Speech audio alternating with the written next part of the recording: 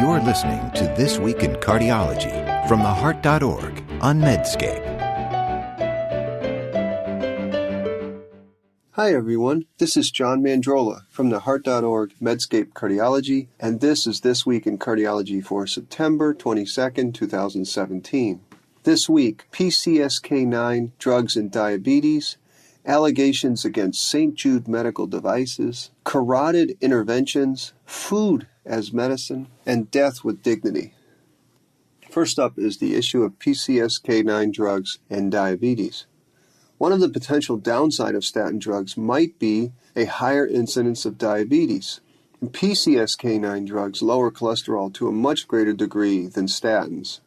A pre-specified substudy of the FOURIER trial looked at the question of whether PCSK9 drugs could also have effects on diabetes. Lancet Diabetes published the paper, and the authors, also the authors of the FOURIER trial, found that evolocumab significantly reduced cardiovascular outcomes consistently in patients with and without diabetes at baseline. The NNT for reduction of the endpoints was better in patients with diabetes. Now, evolocumab did not increase the risk of new-onset diabetes in patients without diabetes at baseline, and that included those patients who had prediabetes. The levels of hemoglobin A1C were similar between the evolocumab and placebo groups over time in patients with diabetes, prediabetes, or normal glucose. On the matter of cost, given the lower NNT in patients with diabetes, Dr. Sabatine and colleagues suggested that the use of evolocumab in patients with heart disease and diabetes might be particularly attractive from a cost-effective standpoint.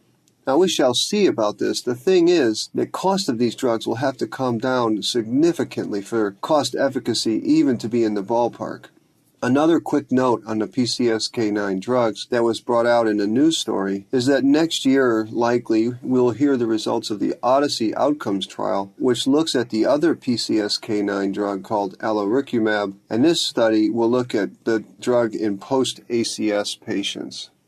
The second story is about Abbott Medical Devices. Remember that Abbott acquired St Jude recently. So class action lawsuits are really often about lawyers making big money, but the allegations against St Jude Medical and its parent company are as serious as it gets for a maker of cardiac devices. The lawsuit alleges that St Jude knew about battery depletion problems in their devices and waited nearly 5 years before issuing a recall. During meetings in 2014, St. Jude heard about the problem, but then failed to tell its own boards about the full scope of the battery issue, presented false or incomplete evidence of the defect, and concealed from the boards evidence of a known death related to the battery defect, stating instead that there were no serious injuries or deaths related to this lithium cluster bridging. These are the allegations of the lawsuit. So the lawsuit seeks millions of dollars in damages, but the dollars aren't the big issue, and gosh, I hope that the allegations here are not true. Third topic today is carotid endarterectomy and carotid stenting, so procedures for carotid vascular disease.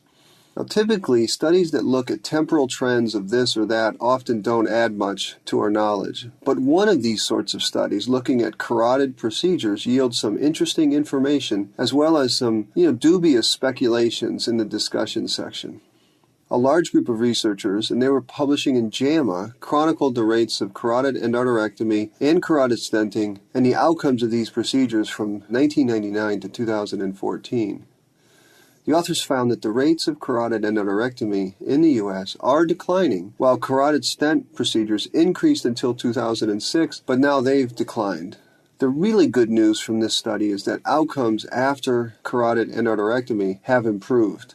The reason to note this study is to highlight some of the important issues surrounding carotid interventions.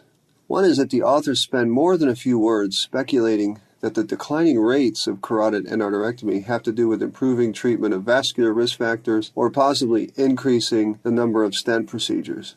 To me, these are possible explanations, but also possible is that surgeons and cardiologists have come to learn that there is almost no convincing evidence to support intervening in asymptomatic people. Carotid endarterectomy definitely improves outcomes in patients who have established disease and are symptomatic, But the evidence for intervention in non-symptomatic patients stems from a few studies in the 1990s, even before high-intensity statins were available. And it's so fascinating that in the U.S., the majority of carotid endarterectomy surgeries are done in patients with asymptomatic disease, while in Denmark, the rate of operations on asymptomatic patients is 0. I'm serious. Essentially, no asymptomatic patients get operated on in Denmark for asymptomatic carotid artery disease. And in Canada, only 15% of carotid surgeries are done in asymptomatic people. So yes, for sure, since most carotid endarterectomy in the U.S. is done in non-symptomatic people, and the evidence for this intervention is dubious, I consider it also good news that fewer of these surgeries are being done. Fourth topic is about an interesting RCT, food as medicine in patients with heart failure. Now, RCTs deserve our respect. If you do an RCT, you get my attention. And a nifty one called the Gourmet Heart Failure Trial was led by a group at the University of Michigan and presented at the Heart Failure Society meeting, looked at the use of regular home delivery of specially prepared low-sodium, high-potassium meals for a month in patients recently discharged with decompensated heart failure. This is a great idea.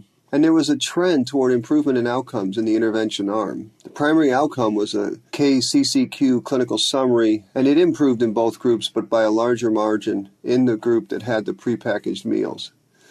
The diet intervention group also showed a trend toward improvement in heart failure rehospitalization and all-cause rehospitalization or death. Now, I realize this is a small study, but its findings lend credence to a bigger study, I think. Anyone who has cared for heart failure patients over the years knows the problems of dietary indiscretion after discharge from the hospital for heart failure. Finally today, I wanted to talk death with dignity. The Death with Dignity law in Oregon, which was enacted by a popular vote, has been ongoing since 1998 and obviously is controversial. The Annals of Internal Medicine recently published a report summarizing the experience with this law. The number of deaths from Death with Dignity Act represents 0.2% of all deaths. 0.2%. Most patients are enrolled in Death with Dignity from hospice. 1 in 3 patients given a prescription ends up not using it. Most of the patients who did use Death with Dignity had advanced forms of cancer and ALS. Crucially, rates of the use of Death with Dignity were highest in those with higher educational attainment. And I say crucially because one concern from critics is that the Death with Dignity will be used to kill off the less well-educated. This was not the findings at all. The main reasons cited by patients and families for seeking Death with Dignity prescriptions were loss of autonomy and decreasing ability to participate in enjoyable activities. Now, the Oregon report did find that the rate of Death with Dignity is increasing slightly each year, but the authors write in the Annals paper that it is also important to consider Death with Dignity within the spectrum of other end-of-life options, including the cessation of eating and drinking, also withdrawal of life support, the halo effect of opioids, and also terminal sedation to relieve pain. I realize this is a controversial topic, but I think it's really important to think about death with dignity and these important end-of-life issues. So that's it for this week in cardiology. I'm grateful that you listened. Thank you. See you again next week. This is John Mandrola from the Heart.org Medscape Cardiology. You're listening to This Week in Cardiology from the Heart.org on Medscape.